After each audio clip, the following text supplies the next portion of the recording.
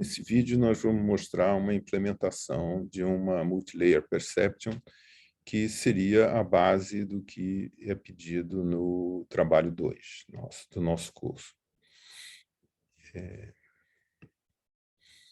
A gente, só para rever a ideia geral de um treinamento supervisionado de uma rede, como é que se faz para você criar uma certa arquitetura que você propõe para que se resolva um problema. No caso aqui, uma rede densa, com uma camada com 5 elementos na entrada, né? que está aqui, e aqui vamos ter 3, 2, 4, 7 elementos nas duas camadas escondidas e 4 elementos na camada de saída.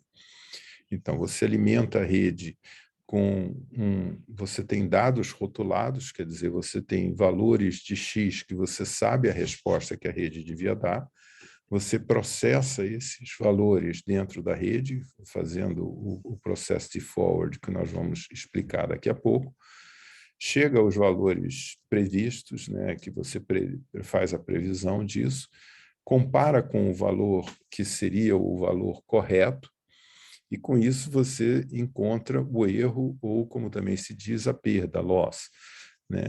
E se esse erro ainda não tiver aceitável, você vai fazer vai voltar corrigindo os pesos da rede. Como é que a gente volta corrigindo os pesos das redes?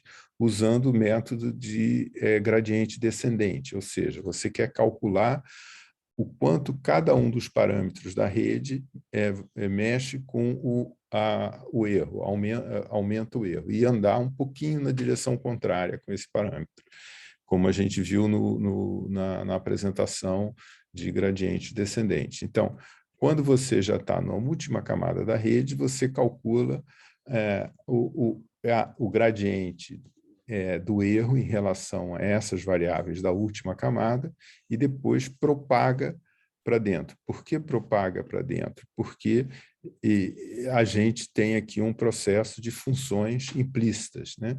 Quer dizer, na realidade, esses valores daqui são função desses valores, que por sua vez são funções desse, e por sua vez são funções da entrada. E a gente sabe que quando você tem uma função que é composta, a derivada da função composta é o produto das derivadas, né? Então, aqui no caso, por exemplo, vamos ver qual seria a função de perda que a gente poderia usar. Existem muitas funções de perdas, uma mais apropriada para cada tipo de problema.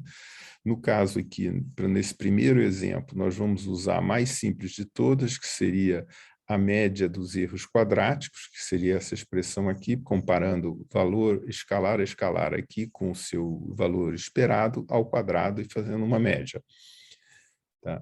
Se eu quiser saber qual é o gradiente desse erro em relação a essas variáveis y, eu vou ter que achar esse vetor que está aqui, que é a derivada deles em relação a y1, y2, etc.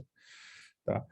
A cada uma dessas componentes, na realidade, seria derivar o erro em relação, digamos, a y1.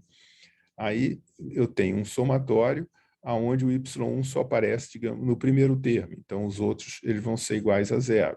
Aqui, no caso, eu estou derivando em relação a yj, somente o jésimo termo é que vai ser diferente de zero. Os outros vão ficar iguais a zeros. E a derivada de um termo ao quadrado é 2 vezes o termo vezes a derivada do termo em relação à variável que está sendo derivada. No caso, está derivando em relação a yj,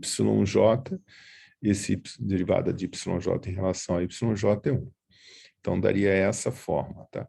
A gente consegue, isso é para cada um dos termos que está aqui. Se a gente escrever o vetor gradiente inteiro, ele ficaria com essa expressão que está aqui, ou poderia ser calculado usando NumPy Array como sendo 2 vezes 2 sobre n vezes essa diferença entre esses dois vetores.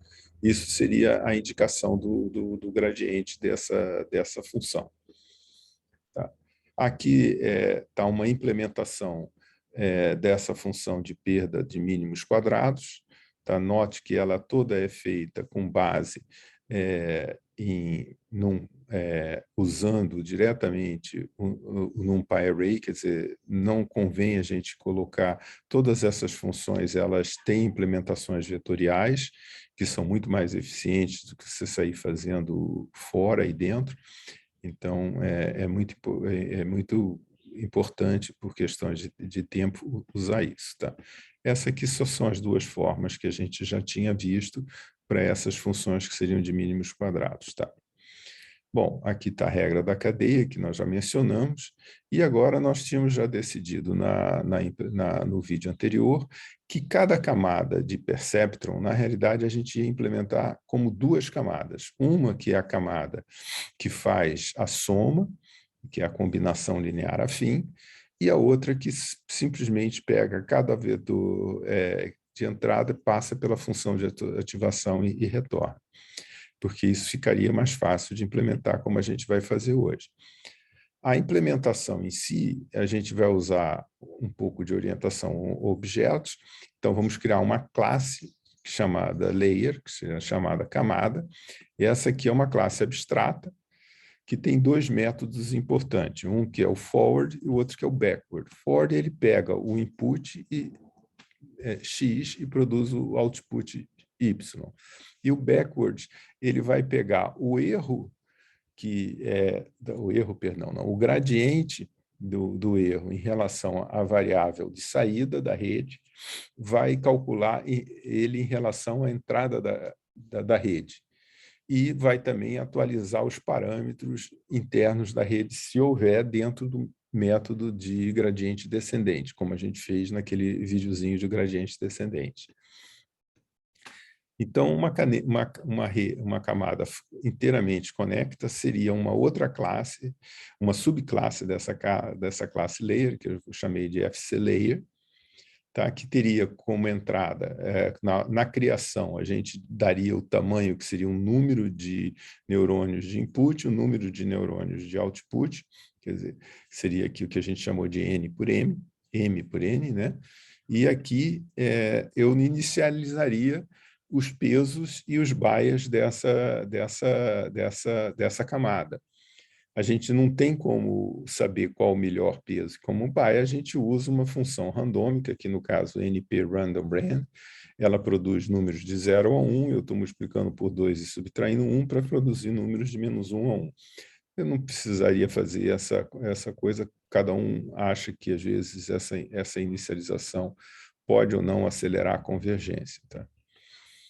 Então, essa aqui seria só a definição de um objeto, que seria essa fully connected. Tá? A implementação dela teria que implementar o que seria o forward propagation dela. O forward propagation, então, só para criar nome de variáveis, né? M, que era o input size, eu vou chamar de input size, N, output size, a gente chamou isso, quem era X, eu vou chamar de input, Y de output, o W, a matriz W, eu vou chamar de weights, e B de bias, tá certo? E aqui a gente já tem as coisas que eles são NP arrays, 1 por M, 1 por N, M por N e 1 por N, tá?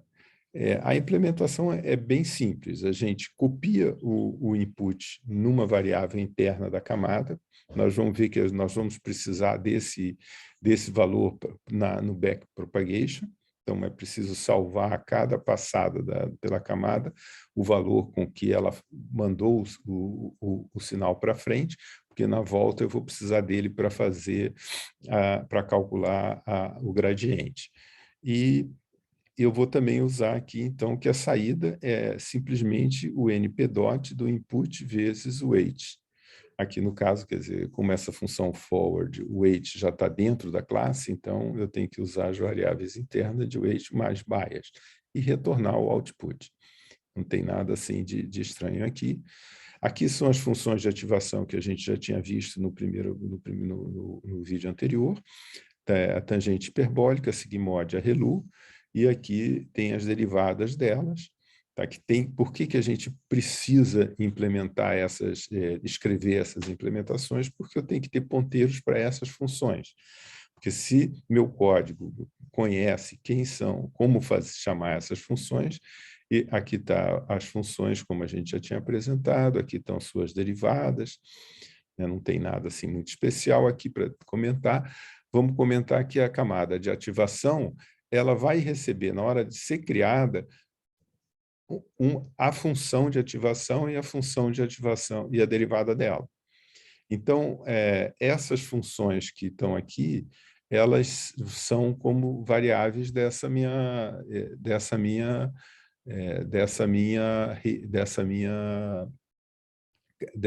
camada. Tá? Eu guardo ela, porque quando eu preciso fazer um forward ou um backward, como eu já vou fazer depois, de novo, eu pego o input, salvo o input, e para o output eu simplesmente aplico aquela função. Se eu botei aqui na activation, se eu passei a função tangente hiperbólica, aqui ele vai aplicar tangente hiperbólica. Se eu passei a relu, ele vai aplicar relu. Então, eu vou pegar o input, aplicar relu e passar para o output. Nota que aqui nessa a gente nem guarda essa dimensão n, porque ela vem implícita aqui na dimensão da entrada. Então, o forward propagation, no caso de uma camada de ativação, é muito simples. Ele simplesmente aplica a função. Mas o backward propagation é uma coisa um pouco mais sofisticada. Por quê? Porque o backward propagation, eu tenho o gradiente do erro em relação a y e quero calcular o gradiente do erro em relação a x. Então, eu tenho o gradiente são essas expressões. Então, calcular em relação a x significa que eu tenho que calcular em relação a cada um desses x, x0, x1, etc. Né? Aqui, nós vamos ter para fazer isso, a gente usa de novo a forma de que a derivada, no caso aqui, de um desses termos do gradiente, do erro em relação à componente xj, é a derivada do erro em relação ao primeiro y, vezes a derivada do primeiro y em relação a xj, mais do segundo, mais do terceiro, etc. Só que o que acontece é que apenas YJ depende de XJ. Por exemplo, apenas Y1 depende de X1, por exemplo. Y0 e Y2 não dependem de X1, então a derivada é zero. Então, esse somatório acaba sendo um termo só, que é a derivada de E em relação a YJ, derivada de YJ em relação a XJ. Ora, a derivada de y em relação a x é a derivada dessa função de ativação que a gente colocou na camada. Então, não tem muita coisa mais a ser feita.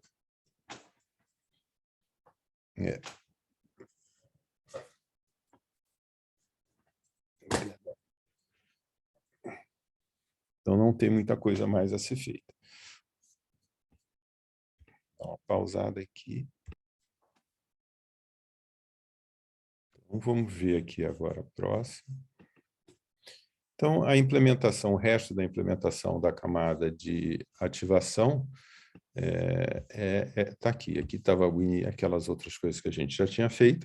E aqui agora eu vou colocar a parte final, que seria ela não tem nenhuma parâmetro para ser aprendido. A função de ativação, você definiu que ela é tangente hiperbólica, Os parâmetros que vão mexer no perceptron são o W e o B, que estão tratados na outra camada. Então, ela não vai aprender nada, a única coisa que ela vai fazer é traduzir essa derivada em relação à saída em relação à derivada de entrada. E a expressão é essa.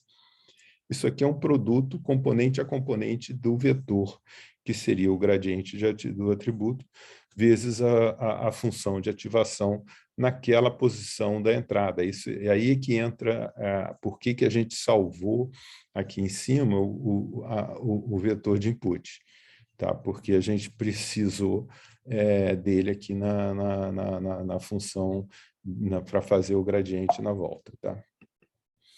Bom, a backpropagation na camada totalmente conectada, na camada de soma, etc., é um pouco mais envolvente. Primeiro, digamos, vamos dizer, o que eu quero? Eu quero dado o erro em relação a y, achar o erro em relação a w, né? A derivada em relação a w. Quem é esse derivada de E em relação a uma matriz? Quer dizer, na realidade, isso é só uma notação, isso é isso aqui. Eu quero todos os componentes dessa matriz que estão aí dentro. Ou seja, eu tenho que calcular a derivada de erro em relação a cada um desses Ws que tem aqui. Então, como é que eu vou fazer isso, né? De novo, eu vou usar uma regra da cadeia local aqui, né? Por exemplo, vocês podem até notar aqui, se eu mexer nesse W0, variar um pouco ele de uma unidade, digamos, para cima e para baixo, o que vai acontecer? O Y0 vai variar de x0, porque aqui é x0 vezes W0. Se W0 cresce de 1, cresce um x0. Tá? E não vai afetar os outros de novo. Então, isso vai dar uma resposta simples, que a gente vai tirar por aqui, por exemplo. A derivada do erro em relação a W e J é a derivada do erro em relação a y1 vezes a derivada de y1 em relação a WJ, mas a derivada em y2, de y2 e WJ e tal.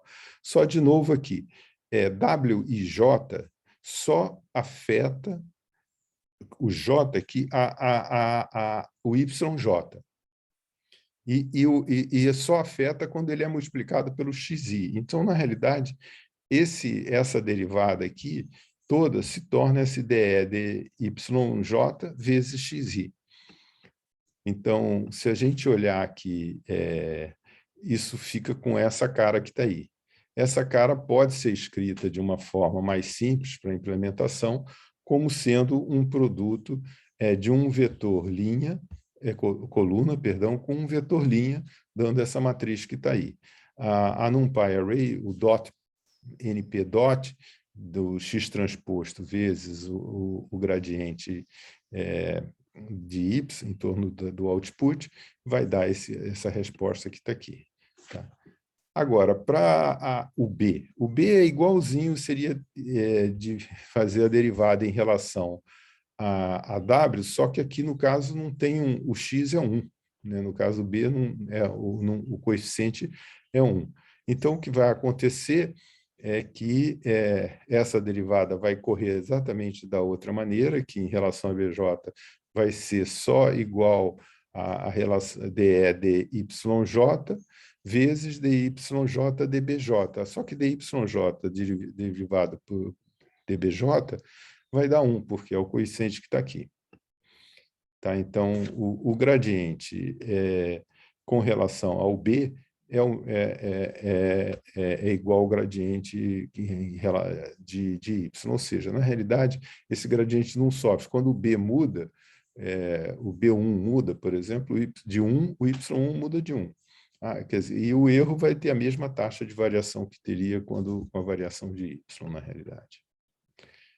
Então, para achar em relação para tirar, digamos, o gradiente que está aqui em relação a y para o gradiente que está em relação a x, a álgebra que se faz de novo a mesma coisa, de usar a regra da cadeia, e etc., que você vai derivar, pegar um termo da matriz aqui dentro, do gradiente, um termo do gradiente, e derivar ele em relação a todos os y, só que essa derivação em relação aos y, aí no caso, como existe um produto, ele vai me dar aqui os pesos. E isso vai acabar dando, na realidade, essa expressão que vai ser o gradiente vezes a matriz de pesos transposta. Isso, a melhor maneira de fazer isso é pegar um exemplo pequeno e fazer na mão, mas pode seguir aqui no passo a passo. Então, o resumo nosso disso é que essa derivação dessa camada condensa, ela tem aqui as taxas de variação, quer dizer, a variação em relação à entrada e a variação em relação à saída multiplicada pelo transposto da matriz de peso. A variação em relação ao peso é o x transposto vezes a taxa de variação de saída, e em B são iguais. Isso dá para a gente fazer uma implementação, que é essa implementação que está aí, né? Quer dizer, primeiro você vai... aqui está com o nome de input e erro, isso aqui é o gradiente do input, é igual ao gradiente do output vezes o t. Aqui, o gradiente com relação aos pesos é o input transposto vezes o gradiente do output, o gradiente em relação ao bias é o gradiente do output. Aqui a gente aplica o que seria o gradiente descendente, que é você pegar agora aqueles pesos que estavam armazenados nessa classe e subtrair aí a taxa de aprendizado que teve. Quanto é a taxa de aprendizado vezes o valor da taxa de variação desse peso, do erro em relação a esse peso que a gente está trabalhando. E depois te retornar aí o gradiente do input, que é esse cara aqui que está com o nome errado. Então, é isso mesmo. Aqui está, então, só a lembrança de como era o gradiente descendente. Tá? Então, fechando a implementação, a gente teria essa inicialização, uma implementação de forward, uma implementação de backward, propagation nessa coisa.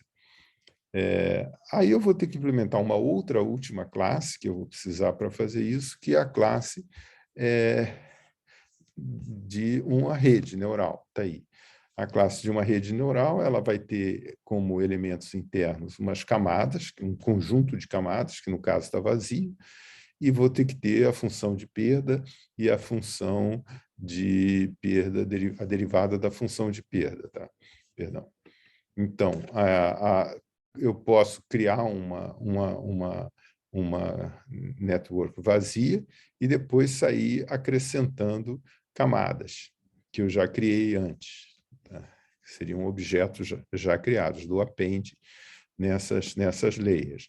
Posso setar para ele usar uma função de perda e a derivada dela, para guardar aqui nela, e posso pedir para ela fazer uma previsão ou fazer um treinamento, que são as duas coisas mais... o treinamento é a parte mais difícil de fazer. A previsão é simples, ele tem um input, então ele vai percorrer, vai fazer aqui para todas as amostras, ele vai vai pegar o input, colocar aqui nessa variável output, e depois ele vai chamar for propagation aqui de output para salvando input, etc. Vocês têm que notar que em alguns lugares essas transparências estão com uma notação um pouco, às vezes eu chamo de for, às vezes eu chamo de for propagation, tá? Que seria a coisa. Então, aqui, e aí eu vou acrescentando na saída e depois retorno o resultado.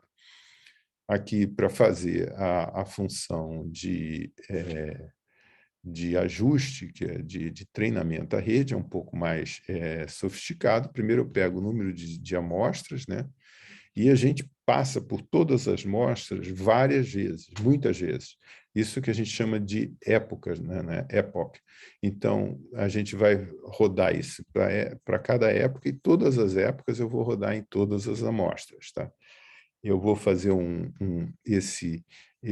vou para cada amostra, vou indo, calculando saída até achar a camada de saída, e depois vou fazendo o back propagation dela, tá? Pegando o gradiente do output pelo back propagation, né? E percorrendo a lista de layers na ordem reversa.